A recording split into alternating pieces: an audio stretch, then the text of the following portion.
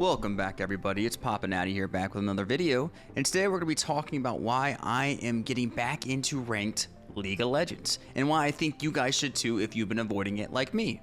So, first off, I want to shout out to my now 367 subscribers. We are on the rise. 2,000 on my gearing video, 92,000 on my one button video. So, hopefully soon, that will hit 100. That would be wild. But again, I appreciate all the love and support. I appreciate all you hopping in the streams on both YouTube and Twitch. You can find those links down on my YouTube account, down in my bio. Also, I just started a new Discord server for y'all to come and hang out and chat with each other, chat with me. Any video ideas that you might want to see, you can put them in there. Other than that, let's hop right in because we got a little bit to cover. So I bet the majority of you probably already play ranked. But I guarantee you there's quite a bit of you who just avoid playing ranked and just play normals instead. So I'm going to cover the reason why I think ranked is a little bit less accessible than in other games, my experience with ranked in general, and ultimately why I'm making the decision to go back into ranked, and ways for you to make ranked easier on yourself moving forward. So why is League of Legends competitive and ranked game modes more difficult to get into than other ranked game modes? Because nowadays every multiplayer game has a competitive or ranked game mode. Like, the devs found out that having a ranked game mode keeps players in and locked in and play more games without the devs having to come out with new content. It's a win-win. It, I think, is in general a good addition to all of these multiplayer games. I enjoy playing ranked, right? But why is League harder than a Call of Duty, than a Fortnite, than a Rocket League, than any of these other games that you could just queue ranked? And there's two main reasons for that. The first of which is, in my opinion, League of Legends has one of the highest barriers of entry to new players compared to any other video game. If you play a first-person shooter, those skills and mechanics and game sense carry over into any other first-person shooter that you pick up, right? If you play a battle royale, the game sense of battle royales in general will carry over to your next battle royale, right? Yeah, there will be differences, and it's not like plug and play to that extent, but you get the gist of it and you understand the mechanics. League of Legends is the biggest and most popular MOBA of all time by a fair margin. Now, there are other competitors, like maybe two other ones that are worth mentioning, but odds are the beginners starting League of Legends, this is their first MOBA, okay? And MOBAs are inherently complex. Every game is vastly different. It is a lot more game sense based and less mechanics based. Now, there are also over 200 plus champions in League of Legends. So even if you were to pick, I'm going to play this one champion in this one lane every single game, that's great. And you'll learn a lot about that champion, you'll learn about that lane, but you're playing against a new champion each time. So you don't know what abilities they have. You don't know what their combos are like. You don't know how to play against that champion. You can't watch a YouTube video before every single matchup, right? It takes a long time to get the hang of not only your champion's abilities, but you need to know what other champions in the game are able to do too, so that you can play around that, right? Not only the other team that you're going against, but your own teammates. How do my abilities mesh with theirs? When do I go in?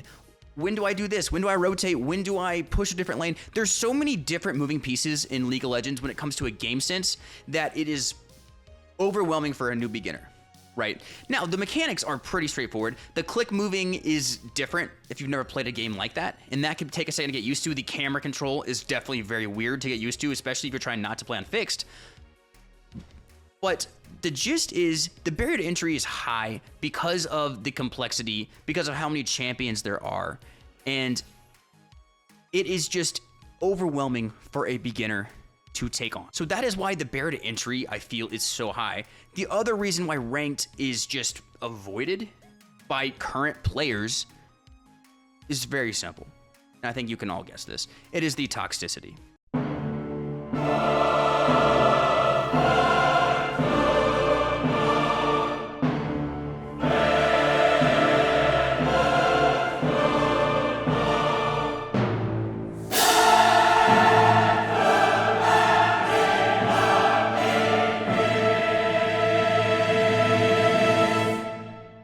Why is League of Legends so much more toxic than other games?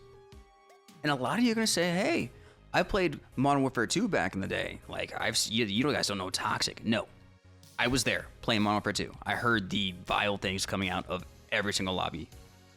I'm telling you, this is more toxic for different reasons. The reason League of Legends is so toxic is because of the length of the games, the way the ranking system works, and how gold dependent and team dependent this game is. So the way the League of Legends ranking system works is it's all team based. So if your team wins, you guys all gain LP. If your team loses, you all lose LP.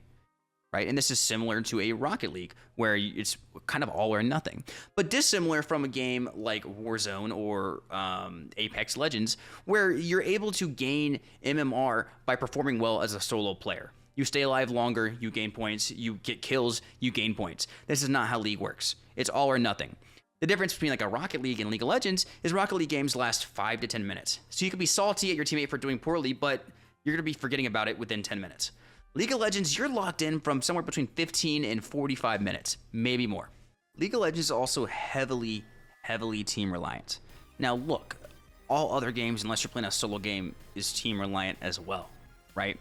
So why is League different in that sense? And that goes back kind of towards our timing, right? If you're playing Rocket League where it's a 5-minute game and one of your teammates leaves, yeah, it sucks, but you're back queued in the next 2-3 minutes, right? League of Legends, if one of your teammates leaves, you're now 4v5 for the next 40 minutes, for the next 30 minutes, for however long the game is going to last, 4v5. It is also wildly team dependent. So the way League of Legends works is it's solely gold based. You're trying to get as much gold as you can. The more gold you get, the better items you buy. The more items you have, the stronger you become. So if you have one teammate on your team who has died 5 times by the 10-minute mark, the person he's going against in that lane is now going to be unkillable and will be able to team wipe us all. So that first 10 minutes of the game has screwed the rest of us because one person screwed up. This is why this game is so toxic, because we're stuck in a 30-minute long game with people who have caused us problems, and these players are like the rest of us, defensive.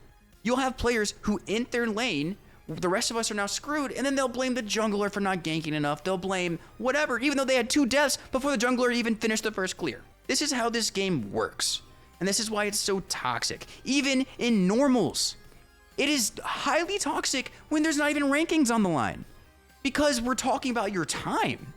If you do poorly, you ruin the game, you ruin the next 30 minutes for the rest of us, right? So that's the mindset as to why this game is toxic. I started playing League of Legends, I want to say 2019, probably, maybe 2020. Somewhere, I think 2019, somewhere in there. And I remember I was playing on a laptop. I had a mouse that I had gotten, and I was so excited to play ranked because that was what everyone talks about. That's like the big thing for League of Legends, right? You watch all these videos and talk, so you gotta get to level 30 to get ranked, which by the way takes days and days. It takes a lot of in-game games to even get to the point to play ranked for these reasons, right? So my first time, I was starting ADC, I was an Ashe main bot. First time ever playing the game, right? I get up, I level up, I start doing well, I start figuring out how the game works. Again, high barrier of entry, but you figure it out, right? Once you get the hang of it, you play a bunch of bots, then you go into your casuals, you start to figure out how the game works. You're playing against a lot of other new beginners as well, right? Then you get to that level 30 and you're like excited to queue ranked because it's a big deal. You worked a long time to even get to unlock ranked. That's how this game works. You queue into ranked. In my experience, I went bot Ashe, just like I had done the past couple weeks getting to this point. Now, I was positive in my lane, but I did not know my champ well enough. I didn't realize I should have been throwing out vision 24/7 to help my teammates. I didn't realize they needed my Ashe arrows top lane constantly. Now, a big chunk of this was not my fault. These players were being toxic, were being shitty to me for no reason. It was not my fault we were struggling in that game. When our mid laner is down, when our jungler is down, when our top lane is down, you don't blame the ADC. But I was getting flamed. Like, people were telling me to kill myself, people were telling me I should get cancer because I wasn't shooting Ashe arrows out to help in these team fights as if this was our diamond game and I was supposed to know this. right? And so I get the fact that that is probably something I should have been doing. But at the same time, I didn't lose your lanes. That's on you. I won my lane. I know I'm ranting here, but it was like a traumatic experience for me. So much so, I have only played flex queue since. I have not done any solo or duo queue since that time. But today's the day we change all of this. Today we're going back into ranked. And you know why? Because I've played a lot of League of Legends since then. I've gotten pretty good at the game. A lot better than I was when I queued ranked the first time. Here's a couple things I've learned. First off, people are going to be assholes no matter what. That's just how this is. That's the way the game is set up, like we already covered. It's going to be toxic. There's not really any way to avoid this. There's no way to avoid this in life in general. You can't just avoid something because you are nervous about getting made fun of, right? That is something I've learned recently, right? That's something I'm trying to implement moving forward. That's part of the reason I started doing this YouTube channel. Second off, these people don't know what they're talking about. Odds are if you're watching this, you're in bronze, iron, or silver. These people flaming you for doing something wrong have no right to speak because they've made 30 mistakes this game already as well. That probably negatively impacted the outcome. Don't listen to them because odds are they don't know what they're talking about. They're not coaches. They cannot coach you. They're stuck in the same rank you are. Their advice means nothing, okay? So ignore them. And how are we gonna do that? My goal, we are muting everybody. I am sick of getting flamed by people who don't know what they're talking about. So I'm muting everybody. We're going to be grinding out our rank games because they're the problem, not you. The toxicity does not help the team. It's not like, oh, now they're toxic. Maybe I'll step it up a notch. No, right? And who are the kind of people who go out and just start shit talking for no reason anyways? Like, who are these kind of people? Like, they're sad, just egotistical losers. Right? Well, just think about it. If you have a happy life, you got a good home life, you got a wife and kids at home, you have a good job, odds are you're not flaming people on a video game. Right? It's probably the opposite. So we don't need to listen to these people because their opinions don't matter because they're not good. Right? They're no better than you are. You have every right to play ranked and not get flamed. Now, if you are completely throwing, that is a different story. If you're queuing into a ranked game with a champion you have never played and have no idea what the abilities are, that's a different story because that's on you. But my recommendation is pick 2 champions. Pick your main and pick a backup. Go 1 lane. Now, be able to play a second lane because you're not going to be able to get that 1 lane every time, especially if you're queuing into mid or top. They're going to put you in jungle every now and then. But pick 2 champions, pick a lane, and just grind it. Watch videos, watch tutorials. Watch #1 players. Go, you know how many times I've gone and watched Faker play a new champ? I just started picking up Wei, and I watched a Faker highlight reel on Wei. I didn't even know he had ever played that champion before. It is incredible what you're able to find on the internet to learn, right? Go pay for coaching if you can afford it.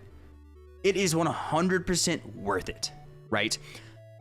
I think you should get back into ranked, just like I'm getting into ranked, because these toxic people should not be able to control you. They should not be able to control your mental, because fuck them. Fuck, they don't know what they're talking about, and they're assholes. They're sad, pathetic people. So fuck them. Q ranked. I want to see all y'all in ranked, and let's get this going because I think it will be better for all of us. So that's my rant of the day and why I'm getting back into ranked and why I think you guys should too. So if you guys like this kind of content, make sure to like and subscribe. We're trying to get, 4 to 5 uploads per week. So we appreciate all the love and support so far, and I'll see you next time. Have a great rest of your day.